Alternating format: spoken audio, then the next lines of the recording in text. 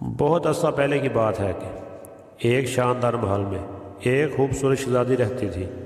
شہزادی کے بڑے بڑے خوبصورت سرخ بال تھے۔ وہ گلاب کے پھولوں کو بہت پسند کرتی تھی، لہٰذا ہر کوئی اسے گلاب کی شہزادی کہتا تھا۔ ہر روز شام کے وقت شہزادی بالکونی میں جا کر تالی بجاتی۔ تالی کی آواز پر گانے والی ایک سنہری چڑیا اڑ کر اس کے کندھوں پر بیٹھ جاتی۔ جب چڑیا پیاری سی آواز میں گانا گاتی تو شہزادی بھی اس کے ساتھ گانے لگتی۔ رعایا اس کی خوبصورت آواز پر صبح ہونے تک سکون کی نیند سوتے رہتے۔ یہ سلسلہ یوں ہی چلتا رہا۔ ایک دن کسی چڑیل کو شہزادی کے خوبصورت بالوں کے بارے میں پتہ چل گیا۔ نہ جانے کیا سوچ کر اس نے فیصلہ کر لیا کہ وہ شہزادی کے بالوں کو کالا کر دے گی۔ چڑیل نے اپنی جادوئی چھڑی کو استعمال کرتے ہوئے ایک منتر پڑھا تو شہزادی کے بال سرخ سے کالے ہو گئے۔ اگلے روز جب شہزادی روز کی طرح بالکونی میں گئی اور چڑیا کے ساتھ خوبصورت آواز میں گانا شروع کیا، مگر اس بار لوگ جاگتے رہے۔ شہزادی کو معلوم ہوا تو بہت پریشان ہوئی۔ اس نے چڑیا سے پوچھا کہ اسے کیا کرنا چاہیے۔ چڑیا کی بتائی ہوئی ترکیب پر عمل کرتے ہوئے گلاب کی پتیوں کو پانی میں ڈالا اور تھوڑی دیر بعد اس پانی سے اپنے بال دھوئے تو اس کے بال پہلے کی طرح سرخ اور خوبصورت ہو گئے۔ اور روز کی طرح جب وہ شہزادی چڑیا کے ساتھ گانا گاتی تو رعایا میٹھی نیند سو جاتی۔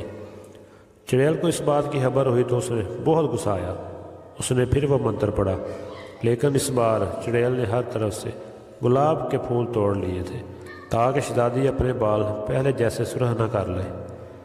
یوں شہزادی کے بال پھر سے کالے اور اس رات رعایا کی نیند پھر سے اڑ گئی۔ شہزادی بالکونی میں کھڑی ہو کر رونے لگی کہ اب اس کے بال پہلے جیسے نہیں ہو سکتے، اور یوں اس کے آنسو کا ایک قطرہ جا کر فرش پر گرا۔ ایک نوجوان جو وہاں سے گزر رہا تھا اس خوبصورت شہزادی کو بالکونی میں روتا دیکھ کر رک گیا۔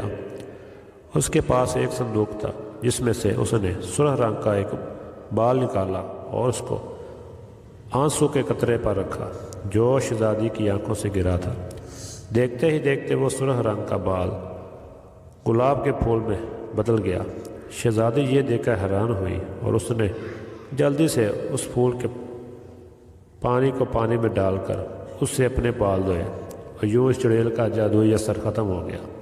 شہزادی کے بال پہلے کی طرح سرخ ہو گئے اور ہر طرف گلاب کے پھول کھل گئے۔ بادشاہ نے نوجوان سے جب پوچھا کہ اس کے پاس یہ بال کہاں سے آیا تو اس نے بتایا کہ شہزادی سے بچپن میں اس کی بہت دوستی تھی۔